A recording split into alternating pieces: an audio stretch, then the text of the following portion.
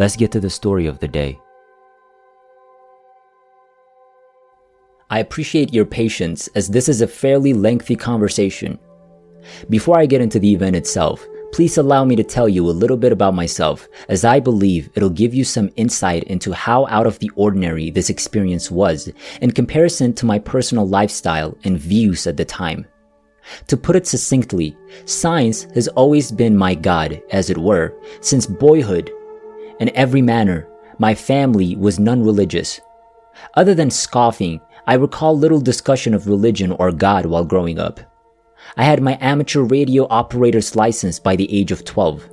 That same year, my uncle took me through the cyclotron and now defunct subatomic particle accelerator in the University of Washington's high-energy physics building, which so impressed my young, idealistic mind that I decided to become a theoretical physicist right then and there. I was hooked on science after that. I was a teacher's assistant for the biology teacher in high school, which inspired me to pursue a career in medicine.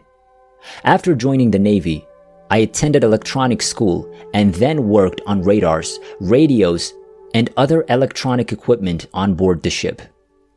After being discharged, I enrolled in the University of Washington, where I earned a BSc in biology.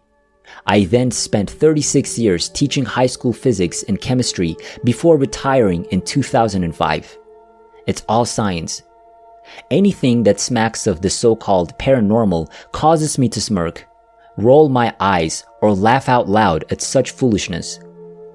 Near-death experiences, spiritual affairs, or otherworldly encounters appear to be nothing more than New Age nonsense, on par with the Tooth Fairy or Santa Claus in terms of plausibility.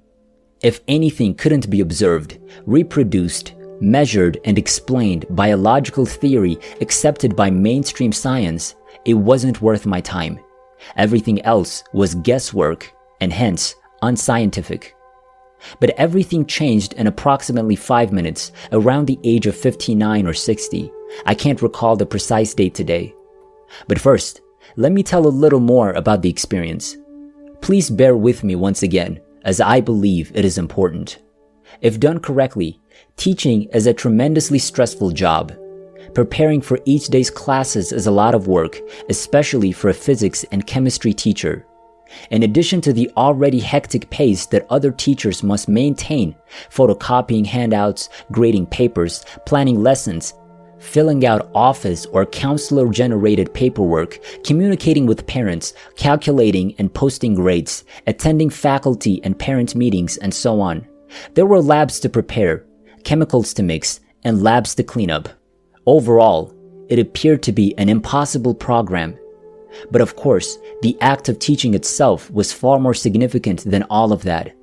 My pupils were juniors and seniors who were taking physics and chemistry in preparation for college. They'd leave my physics class in June, following their senior year, only to return 3 months later to take a college-level physics class. It was my responsibility to prepare them for that extremely competitive environment, which I took very seriously. They in turn were serious, hard-working students who would frequently come up at my lab door. TI-83 graphing calculators in hand, both before and after school, seeking assistance with a tough idea or physics calculation. They were wonderful students, and it was an honor to teach them. However, in order to keep up with the other teachers, I would be at school before them. It would be dark for much of the year, and my automobile would be the only one in the faculty parking lot. I had to enter a numeric passcode to obtain access to the faculty, which disarmed the Sonatron alarm system. The custodian, who was always on the far end of campus setting up chairs in the cafeteria, several buildings away from the scientific wing, was usually the only other person on campus at the time. He'd then proceed north, opening doors, turning on lights, and making his way toward the science wing, arriving considerably later. Now, let me share my personal experience. On the morning of my strange experience, I had what sounded like an account from a psychiatrist's notepad, obtained during an interview with a psychopathic patient. Even now, I'm hesitant to describe it for fear of coming across as a complete nutcase. But here goes. The room was suddenly flooded with a strong aroma of flowers. I can't emphasize enough how very strong it was, as if someone had opened a bottle of rose-scented perfume and dumped it all over the floor of my tiny office. The stench was so powerful that it caused me to jump or stiffen in my chair and open my eyes, as if I'd been poked in some way. My initial emotion was one of surprise and bewilderment at what I was witnessing. I immediately opened the office door and stepped out into the lab to investigate what was going on, but to my astonishment, the air in the lab was entirely normal at the time. There was no scent other than the overpowering one in my office. I stood there with my mouth open, trying to make sense of it all, and doubting my own sanity when I heard the enormous, heavy doors at the end of the exterior hallway clang shut, indicating that someone had just entered the facility. I walked across the lab and out into the hallway to see two of my coworkers arrive at school with their lunches in hand. So I waved at them and invited them to join me. They did so, bewildered, and inquired as to what was going on. I avoided saying anything other than, "Do you notice anything?" as they entered the lab and approached the door to my office. That was my exact words. I was careful not to say anything that might steer or lead them to the unusual sensation I was attempting to comprehend. "I smell roses," one of them, a biology teacher, stated. By then, the odor had spread from my office to the area just in front of the door, where we were standing. I then looked at my coworker without saying anything, and he nodded in agreement. I then informed them of what had occurred. "I smell roses," laughed the first person, who added, "See?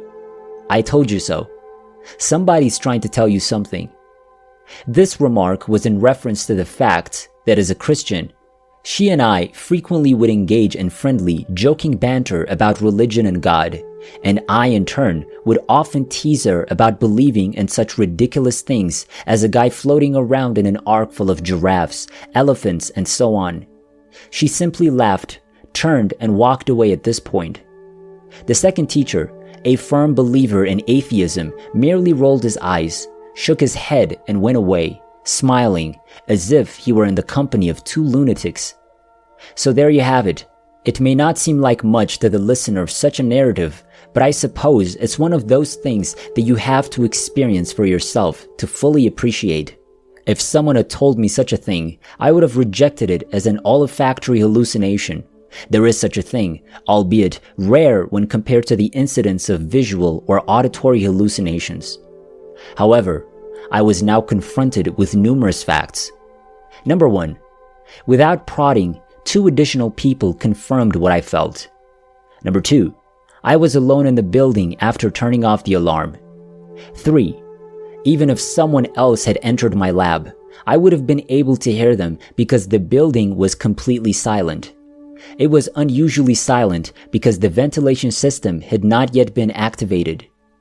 4. The strong stench was not evident in the lab itself as soon as I stepped out of my chair and out of the office. It was only present in my small workplace, which is around 15 feet long and wide. How is this even possible? I'll never know what that whole episode was about, what it signified, or how it happened. After conducting some investigation, I was able to uncover another similar report, with the exception of a few mentions of the smell of roses being thought by many to signify that someone has died. However, I was unaware of any deaths at the time, so while I have little to no chance that anybody else can shed light on what it means, I guess I'm still casting a net of inquiry, hoping for an answer to a seemingly unanswerable issue. For me, the only thing that has come out of this weird occurrence is that I now know, beyond any reasonable doubt, as they say in court, that there is far more to this universe and life than orthodox science can account for. Aside from that, I have no notion what's out there. Physics, like other sciences, is concerned with the why rather than the how of the phenomena we observe in this life. The concept of why things happen suggests a goal-oriented purposefulness, which indicates a driving intellect behind such a goal. When you start to wonder why things happen, you leave the realm of objectivity and enter the subjective, nebulous realm of conjecture. For example, we all know how genetic information is propagated within the cell via transcription and translation, but why it is so remains a mystery that belongs to metaphysics, philosophy, and theology rather than science. As a result, I can only conclude from my experience that what happened was, beyond reasonable doubt, impossible to explain using the present mainstream scientific model. Furthermore, in this case, I can't even begin to describe how, let alone why it happened. So 20 years later, I'm still in a state of puzzled surprise, but I'm also with an open mind to things I would never have imagined conceivable before. Thank you for taking the time to listen to my story. To be honest, I'm not sure why I'm bothering to tell you all of this, other than to get it off my chest.